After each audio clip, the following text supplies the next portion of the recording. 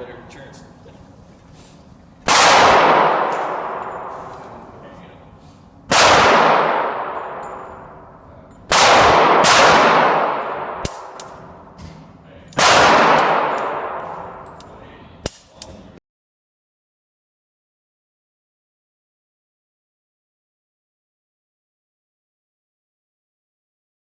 Hello everybody, this is PI Help with another video.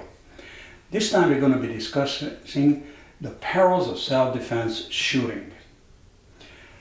Well now, you have to understand the perils of self-defense shooting because of the different court and the mood of the court and the different aspect that goes into it once the indictment is actually handed down. So these are some of the parts that is actually influence the outcome or the perils of self-defense shooting. So let's take a look at it. One of them is the mood of the court. Then we have the judge, the DA, and the jury. The congressional district is basically about 750,000 individuals within a congressional district. The DA district is approximately about 100,000 to 1 million. In Manhattan, that's why we call it sometimes the Manhattan judgment, it is it's possible up to 1 million. So the jury actually comes out from the congressional district and the DA district. So, what else we have here? Well, the jury is very important, especially with the Facebook. Because a smart lawyer has investigators, and what will happen is that the jury will be based upon or selected upon perhaps on the Facebook. What is their certain opinion on certain subject matters? It is very important because the jury is going to be influenced prior the assembly many times with, yes, the justice media. The justice media is going to put a spin on it. The spin on it is going to be amazing. They're going to possibly speed up, or they're going to slow down, or they're going to edit it. The videos. You're going to have more videos coming out than you know what to do with.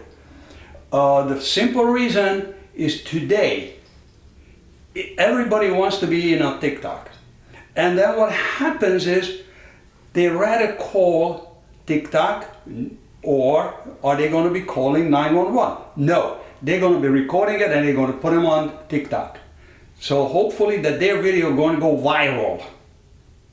It is not that the individual that is actually perhaps got shot and call 911. No.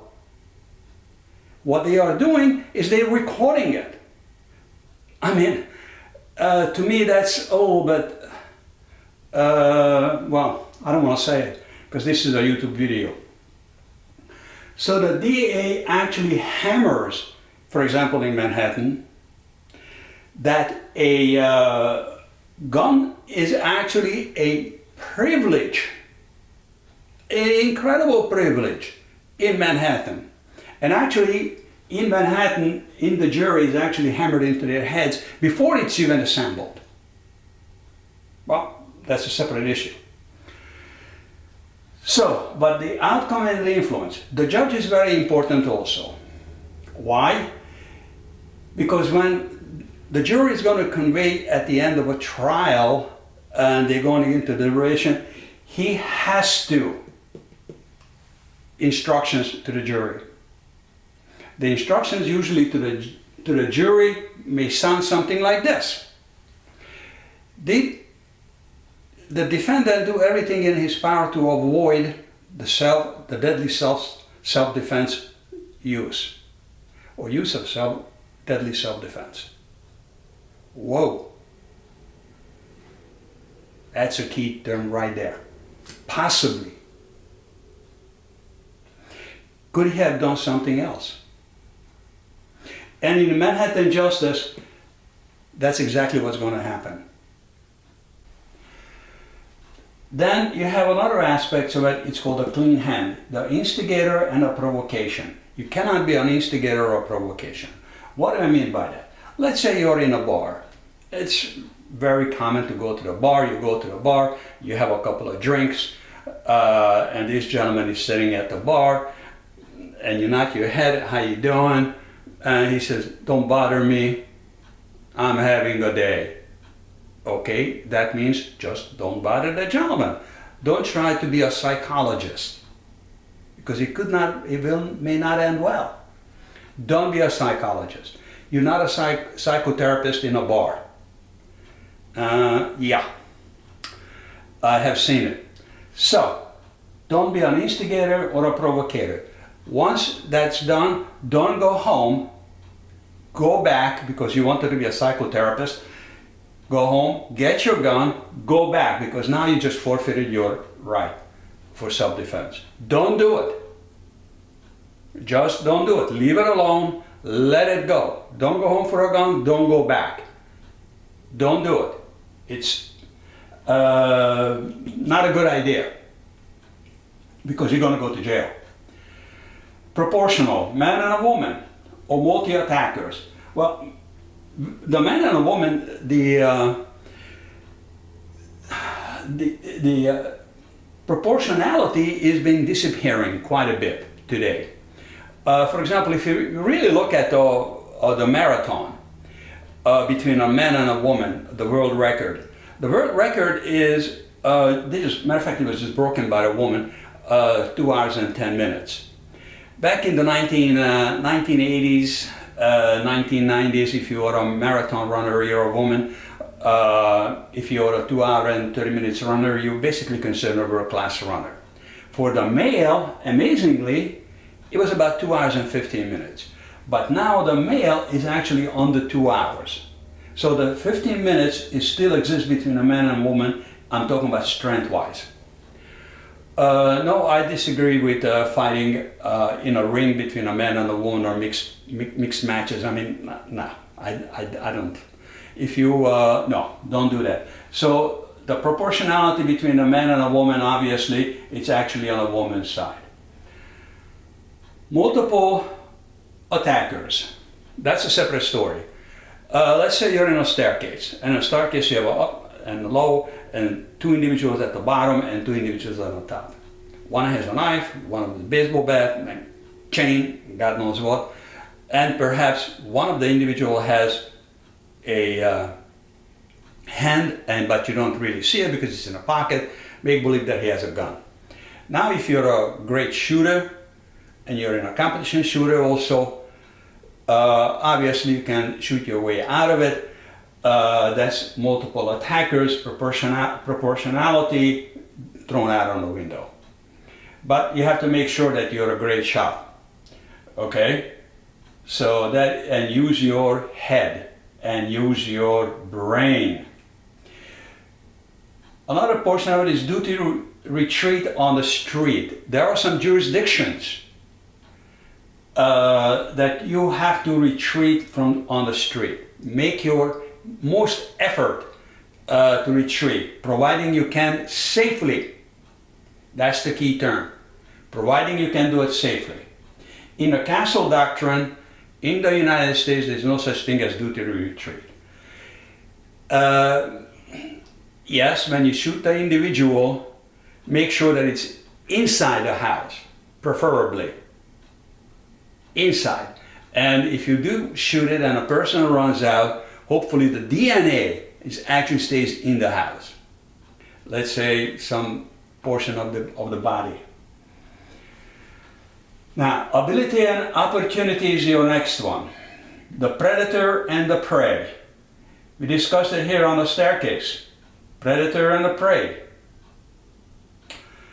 The ability and opportunity is incredibly important. Do they have an ability to do bodily harm? Do they have the opportunity, and not just the ability, but the opportunity? That's between a predator and a prey. Don't forget, human beings do not have instinct. And I had this discussion with quite a few people. No, human beings do not have instinct. The instinct is an inborn DNA aspects of it. Human beings, the reason we do not have one, and only animals do, have instinct because it is inborn in the animal. The human being is a reasoning individual. Now, the higher the reasoning capability, the lower the instinct, and it regresses to reflex. One more time. Reflex. Regress to reflex. Now, intuition we do have. On the prey and on the predator side of it, let's take a look at the role of a dog. Well, I had dogs for 20 years, and I had a Doberman Pinscher, and a Doberman Pinscher, when my mother was cooking the steak, the Doberman Pinscher was smart, sat right at the stove. No question, didn't move. I want my piece of steak. End of a story. So, a smart dog you can teach perhaps 600 words. Some individuals think it is a whole lot more. Well, I'm going to be sticking with 600. If you have a dog that understands maybe 600-700 words or 800 words, I have no quarrel. I haven't seen it, but it has been said. But they don't have the intuition and they don't have the reasoning capability to that level of a human being, even a smart dog. So I'm going to leave that alone from here on. That's why we have intuition. Intuition is a completely learned behavior. Now, with all this ability and opportunity, the prudent and reasonable man rule. It's called imminent. This is important. Imminent. That means the attack or your life is in danger imminently. Right there and then. Seconds, sometimes seconds, is the time span that can actually happen things. Okay? Now, this one is being actually a little bit challenged in the courts. Ouch. How far they will go with this imminent, I do not know. Then we have public opinion. Evidence does not match public opinion. Social justice in the media. They can speed it up, they can slow it down. So does the DA. They take advantage of it. Why? Because usually that is a stepping stone perhaps to a higher political agenda. For example, Giuliani, New York DA, mayor. All right? So, it can be considered a stepping stone. So, the more conviction they will get, let's say, or they're able to deliver, let's say in a murder case or in a self-defense shooting case, and they can prove it that it is not a self-defense shooting, but it's a meditated murder. That's why I don't go back. Don't do it. I mean, just don't do it. Don't be a provocator or instigator. Don't do it. And that's why they call it in New York the Manhattan Justice. That's what it is. Manhattan Justice. So, social justice media, a way they spin a couple of things in Florida, you don't have to do that. No, they spin it. Don't do that. One is a command, the other one is a suggestion. It is not the same. They will spin it, slow it down, speed them up, leave certain very important words out. That's what we call social justice, right here. As we're moving along, I have this little chart right here. Let me set it up. Media justice, yes. Okay, let's straighten it out. Okay, this particular chart has all 50 states has wrongful death statute. Now, wrongful death statute is actually in the circuit court, state circuit court. Reasonable doubt, that's the standard. Now we have three different court systems here. Basically, there are some overlaps here, which I'm not going to get into, but what we have here is a small claims court. Burden of proof is number one. State circuit court, wrongful death. Number two, which is reasonable doubt. Number three, circuit court, felonies and major cases and murder. Number three is beyond a reasonable doubt. So those are the three major areas that we're going to be discussing. We also have here looks, view and belief. Looks, view and belief, that means an individual actually looks, views and believes was actually on the channel, on the media channel. And that belongs to the social justice media. This actually has no burden, should not have any burden on the wrongful death or any one of these court systems. But they try to spin it, and yes, with artificial intelligence, they can make it look like view, and when people view it and actually believe it. Now, I mentioned it earlier that the DA up here, they try to use it as a stepping stone for political office. Well, actually, on this whole area, we do have one individual, Kamala Harris. She was a prosecutor and actually went all the way up to the vice presidency. So, but this actually has nothing to do with this end of it, or should not, I repeat, should not have anything to do with it. So let's look at it, a small claims court. The small claims court in Florida is preponderance of evidence. There is a small amount of evidence. Some individuals put it at 51%. For illustrative purposes, I put it at 55% because it's better visualized. The second one is a state circuit court, is a wrongful death. Wrongful death is actually right here, reasonable doubt. That is a very high standard, but not the highest standard we have. The highest standard we have is in a murder case, which is also tried in a state circuit court, felonies, major cases and murders. And that's beyond the reasonable doubt. And I placed it at 95%. So reasonable doubt is 75%. Beyond the reasonable doubt is actually 95%. So let's look at it in a real trial. Just illustrative purposes. What we have here is we had one very, very famous case in California. And the beyond the reasonable doubt actually was rebuffed about 30%. Okay, when it was rebuffed 30%, how was it rebuffed? Well, it was very simple. If it doesn't fit, you must acquit.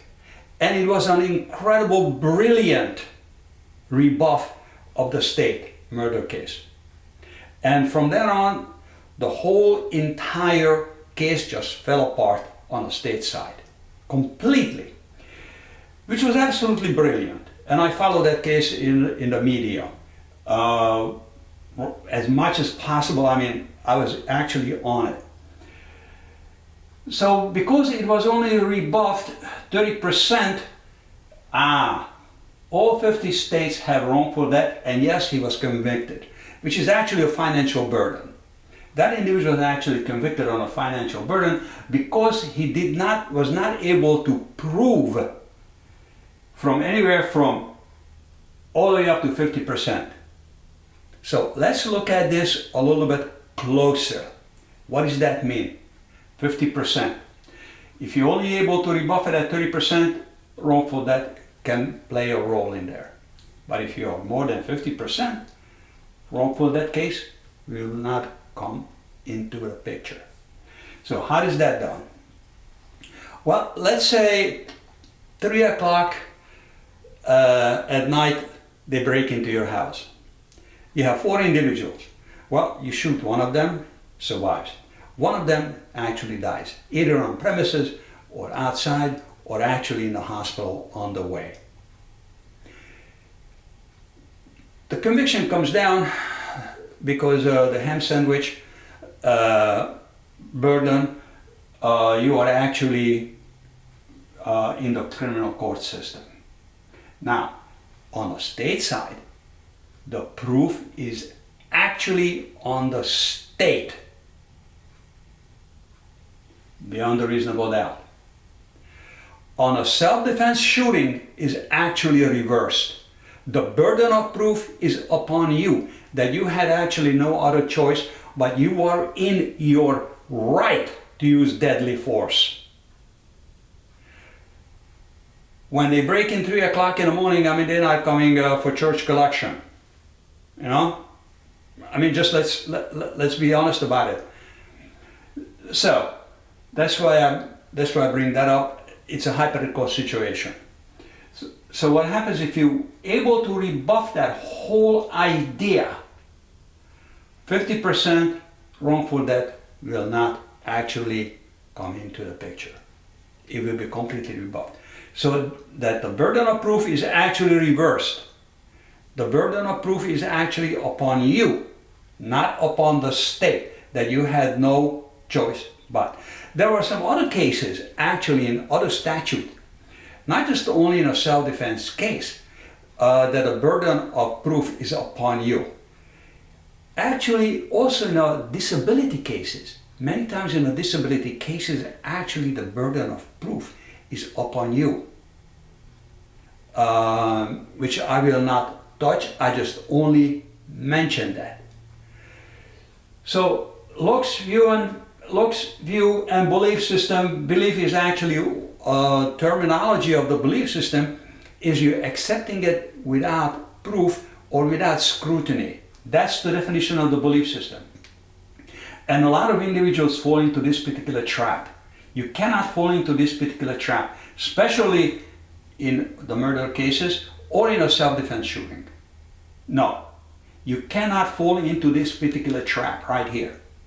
Because if you do, you will be either going to jail or you will be convicted on the wrongful death, which all 50 states has them. Some of them had a higher standard, some of them had a lower standard, some of them, if you're not convicted in the criminal, this is actually crossed out. But let's just look at it in this particular fashion. You have to prove 50% right here, 50%, that it is actually you are in your right to use deadly force. As we're moving along,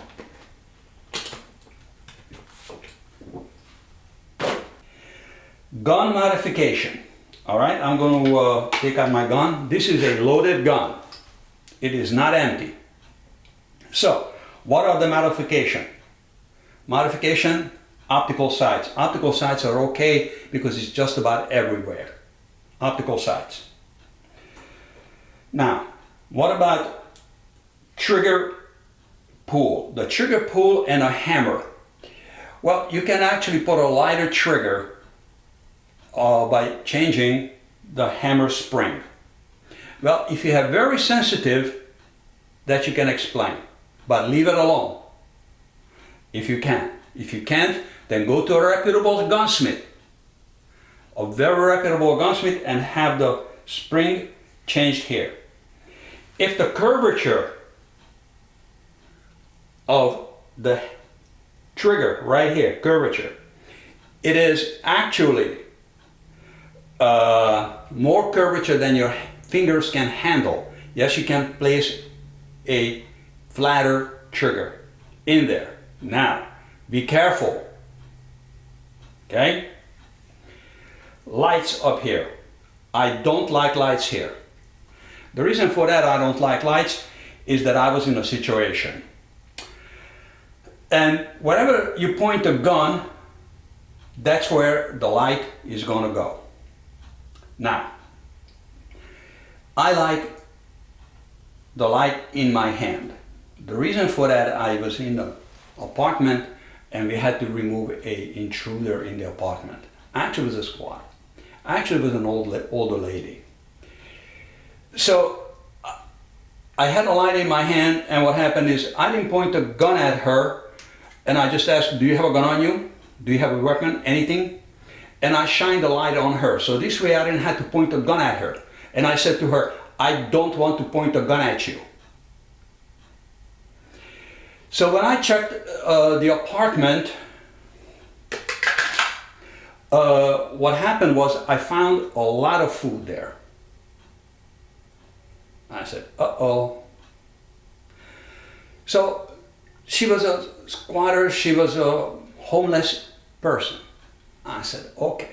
So I told her, I said, listen, was I right or was I wrong? It doesn't matter because that's what I did. Listen, I'm leaving at 11 o'clock. You can't come back for your food that is actually stored. I'm leaving 11. I will not be here. Whether I was correct or not, it depends who you ask. Morally, I think I did the right thing. That I said, I'm leaving and you can come back later when I'm not here at 11. Now, with the gun modifications, you can have a lot of other modifications. You can have, for example,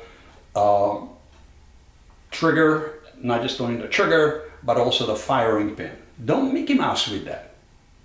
Just don't do it if you don't have to do it. Don't forget, this is a carry gun. This is a 380, by the way, 380 kilo. Is the 380 qualifies a carry gun? The answer today, the answer is yes, it does. Other modifications on a gun, for example, on a Glock. Oh boy. Trigger. Don't do it. Don't make sure that Glock is not automatic, because in California they're trying to restrict incredibly the Glock. Don't do it because it can be converted into automatic. So don't do it. One more thing that I would like to mention in here on the public opinion. It influences incredibly the trial and the jury. Don't forget, the jury comes from the individuals that make up the congressional district and the DA district. That's where they come from. And actually, they can be influenced, especially in Manhattan, especially when it's beaten into your head. Down in Florida, where I am, we just got an open carry. Now I'm going to say a few words about that, open carry. I personally, if you're on open carrying, let's say a AR-15, don't do it. Automatic shotgun, why? A 380 if you want to carry a 9mm, if you want to carry a 1911, full-size military 1911, 5-inch, I have no quarrel with it, but be smart about it. Don't go into the bar, you know, look at me, like for example this individual that actually went back. Don't do it. It is prudent and reasonable man rule doesn't do things like that. Oh, and one more thing. Yes, we have this one. Pay attention to the gun-free zone. But it's gun-free zone, be polite. Yes, sir, I'm leaving. Even if it doesn't say on the door that it is a gun-free zone. Don't do it. Just be polite and leave. Or take your gun, put it into a glove compartment, lock the glove compartment, lock it, go back shopping, maybe someplace else, maybe in the same store. But be polite. Now, red flag law. I was red flagged, but I will get to that law next time. Transgender. Transgender, I think it's going to go to the US Supreme Court, this one. Mental defect. Mental defect, no, you cannot have a carry permit. Or you cannot carry the gun if you have mental defect. And it's, by the way, it's in the laws. Look them up yourself, mental defect. So that's the way it's phrased. So transgender and mental defect, I think this one is going to go to the Supreme Court of the United States. Red flag. I was red flagged, actually. What happened? My neighbor actually reported that I robbed him. The problem was that I was not even present. Matter of fact, I was in a doctor's office. So what happened? He calls up the New York City Police Department that I robbed him. His father is a prominent hotshot. I won't mention his rank. Above the sergeant. So, when he red flagged me, and I was not even home, the police department came out. I mean, they ransacked almost the whole house. They turned it upside down. And he's actually laughing outside, downstairs, and my father's showing the police officer, look, he's laughing. This has not happened. Now, I had a whole bunch of guns in the house, and I had a whole bunch of trophies. I had 62 trophies, which I donated to the museum. I will be doing a video on that one. So, and I hope to do that video outside on my backyard, in my sanctuary backyard, which I like very much. Just turn everything off. I do a lot of reading and work on the backyard. So I was red flagged then for armed robbery in New York City. This is in Queens, Jackson Heights, New York. 110th precinct. It's on Norton Boulevard, a couple of blocks. It's on 95th Street, I think on 90th Street, the 110th precinct, and I was on the 71st. I mean, you had approximately about 15, 20 police officers just went through the house. So it became absolutely nothing of it. So this is basically what you have to worry about in a self-defense shooting. And if you have insurance, all right, usually in Manhattan, it can cost up to about $300,000 a trial. Wow. And the DA, even if the DA is sure that you use proper self-defense techniques and you are in your right, they might even take it on purpose to court. Because don't forget, the DA can, what? Indict a ham sandwich. Well, now, we had a ham sandwich being thrown at the ICE agent. He wasn't indicted. Well, but that's a separate issue. So, be careful. If your life is in imminent danger, yes, absolutely correct. Now, if you see somebody else in a dangerous situation, a felony, whether or not you want to interfere or not, that's a separate issue, separate case. But be careful, make sure that is you come first. Remember one thing, it's better be judged by 12 than carried by 6. Thank you very much for listening. Have yourself a wonderful day. Thank you again.